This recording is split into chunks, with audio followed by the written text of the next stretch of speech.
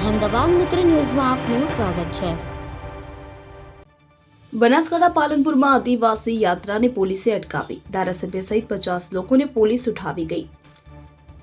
તો બનાસકાંઠાના પાલનપુરના કાણોદર નજીક આદિવાસી યાત્રાને પોલીસે અટકાવી હતી। પોલીસે ધારાસભ્ય કાંતિ ખરાડી સહિત 50 જેટલા લોકોની અટકાયત કરી હતી અને અટકાયત કરેલા લોકોને પાલનપુર તાલુકા પોલીસ મથકે લઈ જવામાં આવ્યા હતા।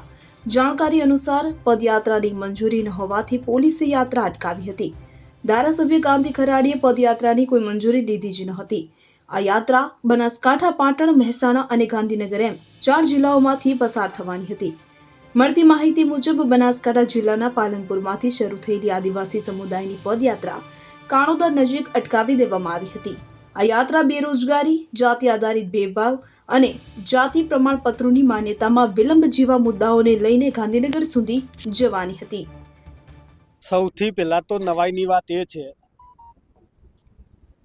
કે અમીનગઢ હોય, દોતા હોય કે હળાદ હોય, બહુ લાંબા ટાઈમથી આદિવાસી દાખલાઓની જરૂર હતી। ત્યારે મામલાદાર હોય, પ્રાંત હોય, કલેક્ટર હોય, એકાદ વર્ષથી ઓછામાં ઓછા મહિને અથવા તો 2 મહિને આવેદનપત્ર આપવામાં આવ્યા, પણ તો છતાં નિરાકરણ ના આવ્યું।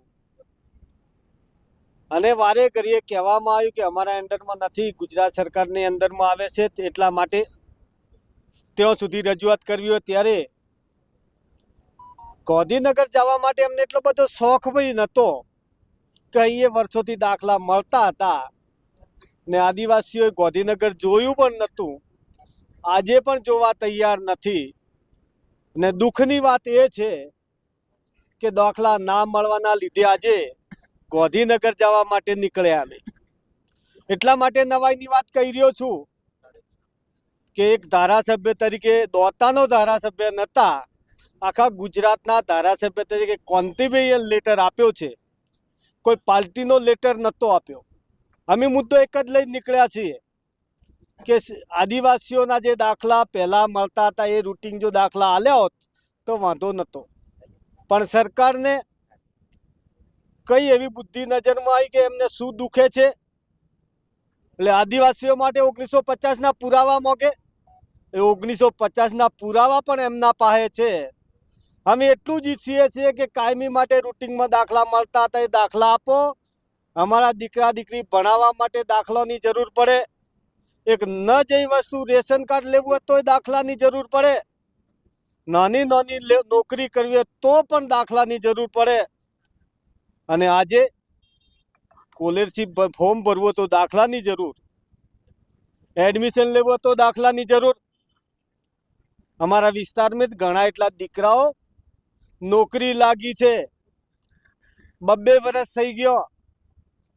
અમે આશા ને અપેક્ષા રાખીને બેઠા હતા કે આજે નહીં તો કાલે પણ દાખલા સરકાર આપશે, પણ દાખલા આપવામાં ના આવ્યા અને દુઃખી થઈને આજે ગાંધીનગર જવાનો વારો આવ્યો ત્યારે એમને બીજું કોઈ હુજ્યું નહોતું।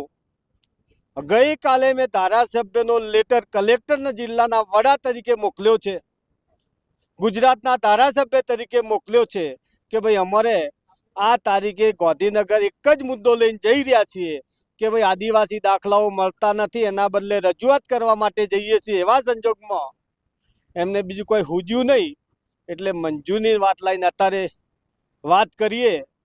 વહીવટી તંત્રને હાથો બળાને અહીંયા રોક્યા છે, પણ અમે આપણા મીડિયાના મારફતે કહી રહ્યા છીએ 2 વર્ષ થઈ ગયો દાખલા ના મળ્યા તો અમે આટલા દિવસ તો રાહ જોઈને બેઠા હતા। હવે પણ અહીંયાથી બેસું તો અમને કોઈ ફરક પડવાનો નથી।